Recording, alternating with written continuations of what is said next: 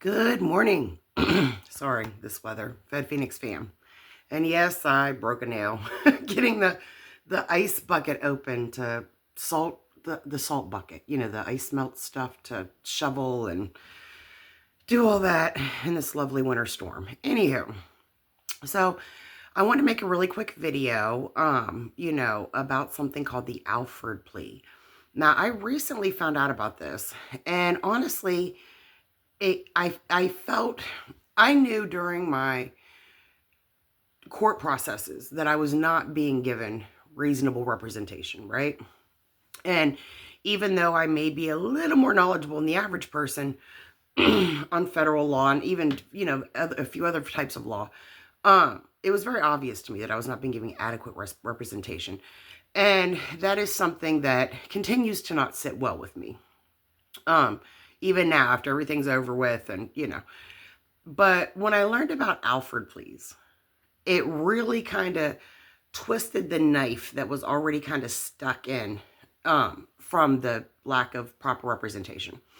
So, and fun fact, in the state of West Virginia specifically, and I don't know if this would apply to federal cases or just state level, but the Alford Plea is sometimes referred to as the Kennedy Plea because there was a famous case a long time ago where a person with the last name Kennedy entered the Alford Plea as their plea.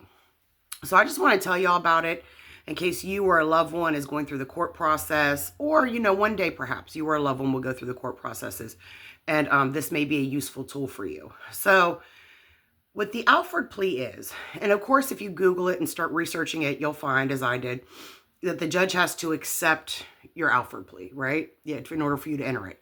But it's the same thing with a guilty plea. At your plea hearing, the judge, if you pay attention, when you plead guilty and let's say, well, in your own words, what did you do? Yada, yada, yada. Then the judge at the end says, okay, I've agreed to accept your guilty plea, right?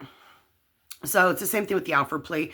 So don't let the language of the judge having to accept it as your plea deter you from using it as your plea. So, and in retrospect, a lot of people I've talked to in recent years, and even people I was incarcerated with, a lot of them, I could definitely see where the Alford Plea would have made sense for their case and certainly would have applied. But of course, none of them knew about it. So, and I'm recently learning about it. So now I can add that to the toolbox of information that I can share with you. But what this is an Alford Plea essentially is a type of guilty plea, right? But it's not an admission of guilt. And you may be wondering, how is that even possible, right? But what an Alford Plea means, what it essentially says is if you say, I would like to make an Alford Plea as my plea of guilt. What you're saying is I do not agree that I'm guilty of what I'm being accused of. However, I also am aware that if I were to go to trial, I would most likely lose. Like, the prosecution or whatever would be able to present things in such a way, or perhaps they're fabricating things. That happens more often than not. But, perhaps we'll be able to present things in such a way that is likely a jury would not be in my favor. So I don't want to go to trial. I don't want to fight it. And an Alford Plea is considered a type of guilty plea. But it's a guilty plea without an admission of guilt. And this is really kind of mind-blowing to me.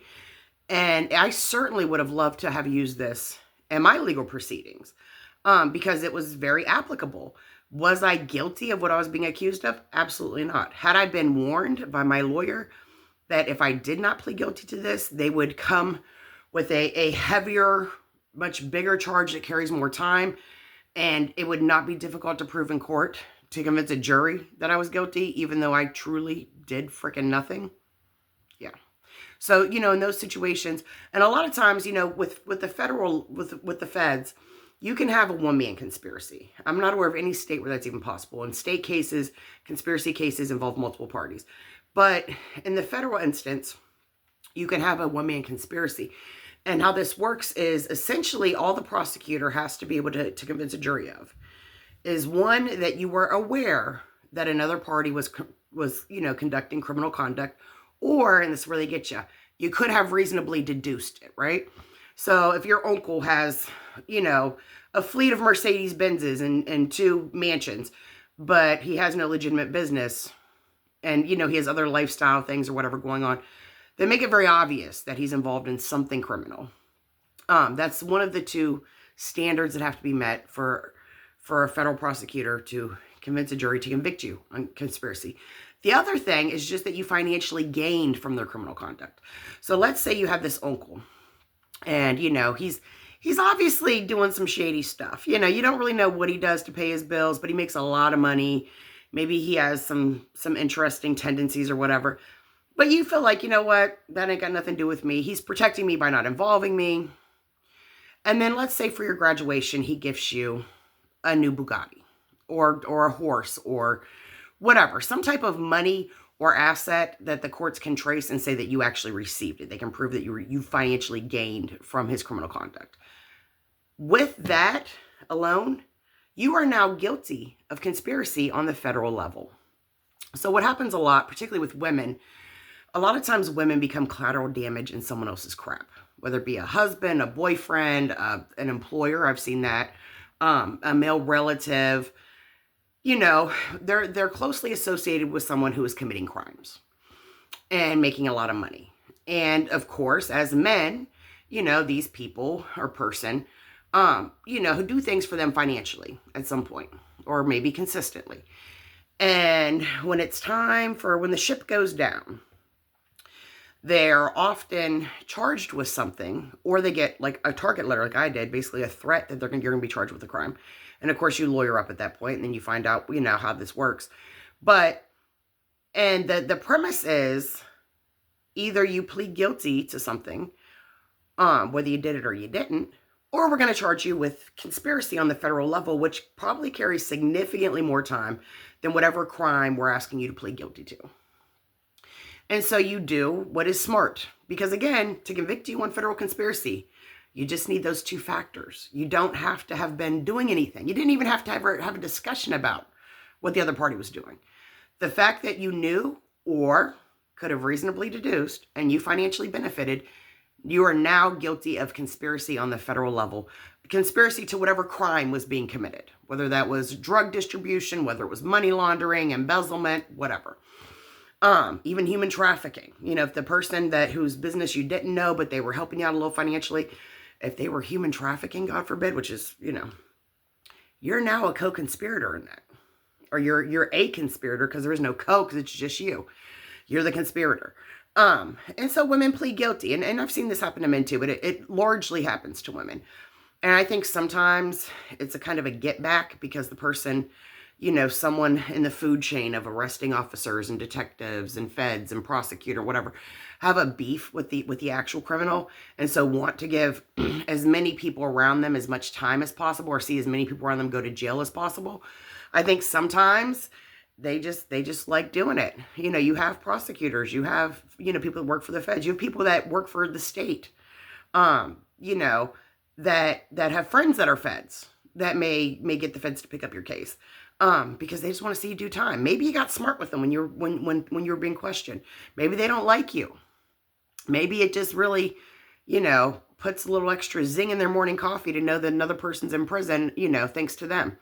I don't know. I mean, I'm sure it can vary greatly. Maybe they have a vendetta against or an issue with the person who actually was doing crimes and has been whatever, and they just want to hurt them by, or cause them greater harm or punishment by putting people around them in prison. Either way, this is where an Alford plea would certainly come into play. I would say there are definitely women I was in prison with who were 100% guilty of crimes. They were criming, had nothing to do with who they were around. They were going to do it no matter where they were. But there was another percentage, I'd say maybe 25 to 30%, that were either committing crimes, on a kind of a petty, whatever level, as a direct result of who they were associated with. Or, and this is the big one, that you'll see a lot in this 25 to 30%, is they were literally collateral damage in someone else's crap. They weren't involved in nothing. They didn't know nothing necessarily. And the Fed said, here's a target letter, here's a charge. You can plead guilty and get 5 years, couple years, a year, whatever. And we can be done with this and put this to bed. Or if you don't want to play ball, if you don't want to do that, if you don't want to plead out, then we'll just indict you for conspiracy. And because we can convince a jury that you could have reasonably deduced that the person was obviously involved in something criminal and you financially gained, now you're looking at significantly more prison time. So people plead out to whatever the smaller, lesser time charges, whether they did it or they didn't. And, of course, this keeps the prisons beyond capacity and, keeps the old money rolling in for the puppet masters behind the whole thing. But I wish I would have known about Alford Plea. Of course, my lawyer would never have told me this because I would have wanted it. But I'm telling you, so you or your loved ones or your friends or your family, whether it be you're currently going through a legal case or whether in the future you happen to go through one, are aware of this. And this can be used on state and federal levels, but as far as I'm aware, only in federal courts, not in civil court. So, it's definitely something to think about. I think it's a really good piece of information to have. If you like the video, please like the video. Feel free to share if you think this information can be beneficial to people in your life. If you've not subscribed already, please do. I'm at about maybe 500 subscribers. The goal is to get to at least 1,000 because that's when the channel becomes monetized. And I could certainly use, a little extra passive income. If you would like to support the channel, my Cash App, PayPal, and Venmo will be in the description of the video. Excuse me. As will a link to my merchandise line. Right now, a lot of the FedPhoenix gear just says people are people because that's really a philosophy that I stand on. And I think with everything going on in our country right now, it's something that a lot more people need to hear and really, really marinate on, process. But yeah. And my email will be in the description as well if you need to contact me for any reason. And I wish everyone well. I will be making more content. I'll be hopping back in there. But for right now, I just wanted to really kind of drop that information on you guys. And, because I know it certainly could potentially be useful. And so I didn't want to hold off any longer on sharing that with you. So I hope that you're staying warm in this winter snap. And, take care of yourselves, take care of each other, and good day. God bless.